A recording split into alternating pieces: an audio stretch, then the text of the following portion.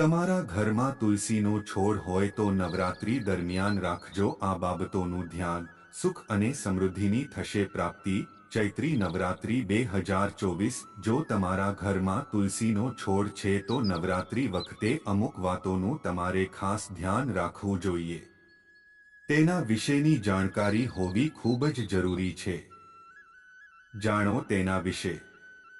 તુલસીના છોડને માતા લક્ષ્મીનું પ્રતીક રૂપ માનવામાં આવે છે. હિન્દુ ધર્મમાં માન્યતા રાખતા ઘણા લોકોના ઘરે તુલસીનો છોડ હોય છે. એવામાં નવરાત્રી વખતે માતા દુર્ગાના 9 રૂપોની પૂજા પણ કરવામાં આવે છે. એવામાં માતાજીના 9 રૂપોની સાથે તુલસીની પૂજા કઈ રીતે કરવી આવો જાણીએ. નવરાત્રીમાં આ રીતે કરો તુલસીની પૂજા. નવરાત્રી વખતે નવ દુર્ગાની પૂજાની સાથે જ તુલસીના છોડની પૂજા પણ તમારે કરવી જોઈએ.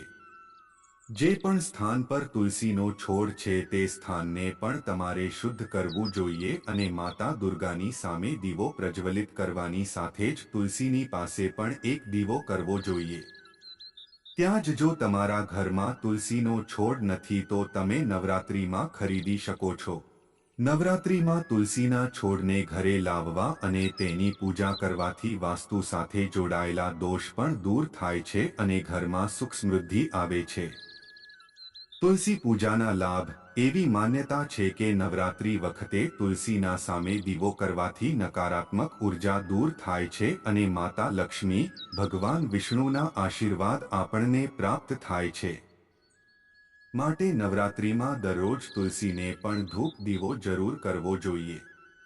નવરાત્રીના 9 દિવસમાં જો તમે તુલસીની પણ પૂજા કરો છો તો તમને દરિદ્રતાથી મુક્તિ મળે છે અને આરોગ્યની પ્રાપ્તિ થાય છે. તેની સાથે જ ધ્યાન રાખો કે નવરાત્રીમાં જો તમે તુલસીની વિધિવિધાનથી પૂજા કરી રહ્યા છો તો તુલસીના પાનને તોડો નહીં. નવરાત્રી વખતે જે પણ ગુરુવાર આવે તે દિવસે તુલસીના છોડમાં પાણી અને કાચું દૂધ અર્પિત કરો. એવું કરવાથી ઘરમાં સુખ સમૃદ્ધિ આવે છે અને પરિવારમાં કોઈ પણ પ્રકારના કલેશ દૂર થાય છે.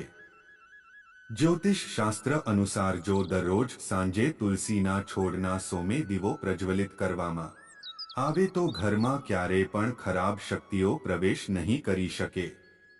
તેની સાથે જ ઘરમાં જો લોકો વારંવાર બીમાર પડે તો તુલસીના સામે દીવો કરવાથી દરેક સ્વાસ્થ્ય સમસ્યાથી છુટકારો મળે છે.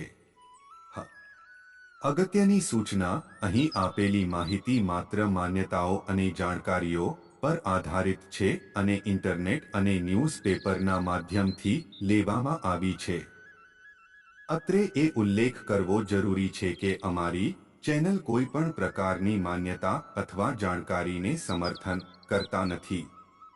અમે તેની પુષ્ટિ પણ કરતા નથી. કોઈ પણ જાણકારી અથવા માન્યતાને લાગુ કરતા પહેલા સંબંધિત નિષ્ણાંતની સલાહ લેવી જરૂરી છે. અને તમે જે વિડિયો જુઓ છો તે હિન્દુ પૌરાણિક કથાઓ, પ્રાચીન હિન્દુ ગ્રંથો અને લોકવાર્તાઓથી પ્રેરિત છે. આ વિડિયો હજારો વર્ષ જૂના માનવામાં આવતા ધાર્મિક ગ્રંથો પર આધારિત છે.